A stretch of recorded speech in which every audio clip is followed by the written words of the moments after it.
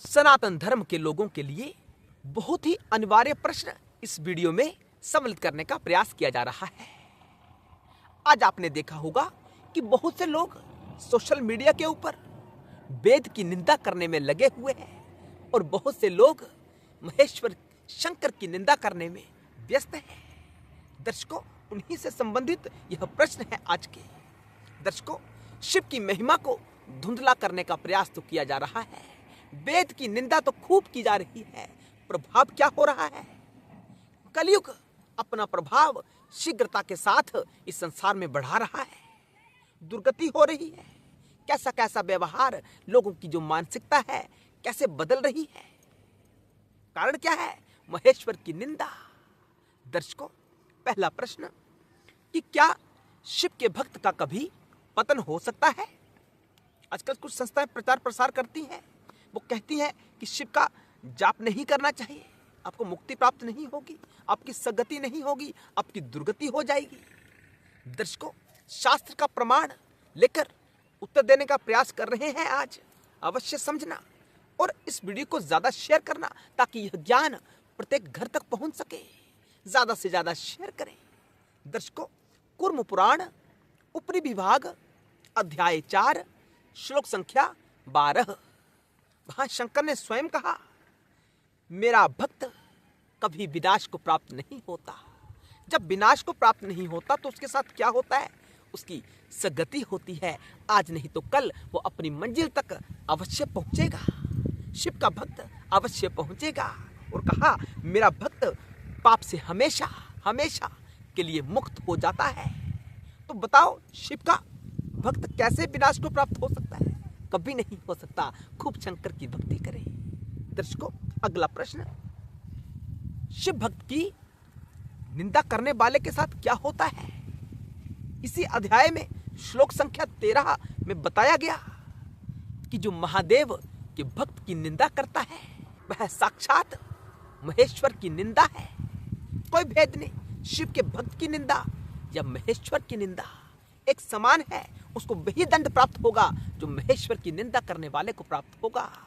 शिव भक्त कोई सामान्य नहीं होता है। शिव भक्त का किसी को दर्शन हो जाए तो उसे अपने सौभाग्य का जागरण समझना चाहिए कि उसके घर में सौभाग्य स्वयं चलकर आया है, अगर आपको शंकर के भक्त के दर्शन हो जाए। अगला प्रश्न, शिव को प्राप्त कैसे किया जाए? शिव को कैसे प्राप्त करना आसान होता है? सरल से सरल विधि शंकर जी ने स्वयं बताई। कूर्म पुराण में इसी अध्याय में उन्होंने कहा कि नियम पूर्वक, याद रखना, नियमों का होना बड़ा अनिवार्य है। कंसिस्टेंसी बड़ी अनिवार्य है शंकर की भक्ति में। आत्मसमर्पण बड़ा अनिवार्य है। कहा गया कि जो आत्मसमर्पण भाव से नियम पूर्वक पत्र, पुष्प, फल और जल जो मुझे चढ़ाता है ना, वो मुझे अति प्रिय होता है। वही मेरी कृपा का पात्र होता है। बिलपत्री चढ़ाए, जल चढ़ाए, फल चढ़ाए। जरूरी नहीं है कि बाजार से खरीद कर फल, जो भी जंगल में आपको फल प्राप्त हो जाए आप उसे भी शंकर के लिए अर्पित कर सकते हैं। पुष्प, शिव गीता में कहा गया कि जो पुष्प जंगलों में प्राप्त होते हैं ना, शंकर उनसे अति प्रसन्न होते हैं। उतना प्रसन्न वो ग्राम में प्राप्त होने वाले पुष्पों से भी नहीं होते, इतना जंगलों के पुष्पों से वो प्रसन्न होते हैं। दर्शकों, अगला प्रश्न कि योगियों के परम गुरु कौन है? योगी कौन होता है? जो शिव के साथ योग को स्थापित करता है, योग को स्थापित करता है, वो योगी होता है। तो शंकर ने कहा कि उन योगियों का जो तत्व के साथ एकीकार होते हैं, उनका अव्यय गुरु मैं ही हूं। अव्यय गुरु का अर्थ क्या हुआ? हमेशा रहने वाला। ऐसा नहीं है कि आज गुरु कोई और हो गया, कल को कोई गुरु और हो गया। यहां कहा कि उन योगियों का गुरु मैं ही हूं। हमेशा मैं ही था, मैं ही हूं, आगे भी मैं ही रहने वाला हूं। यही नहीं, आगे उन्होंने और भी कहा कि धार्मिक जनों का रक्षक कौन? अब आपने देखा होगा अनेकों संप्रदाय अस्तित्व में आ रहे हैं जो सनातन का विरोध करते हैं, सनातन नियमों को नहीं मानते, सनातन में जो गूढ़ सत्य का रहस्य उजागर किया गया है उसे मानने से इनकार करते हैं, और जो सनातन धर्म का सहारा लेकर आगे बढ़ रहे हैं, सनातन धर्म का पालन करते हैं, उनके साथ कोई अपराध करता है तो शंकर ने कहा धार्मिक जनों का रक्षक भी मैं ही हूं। कौन? शंकर।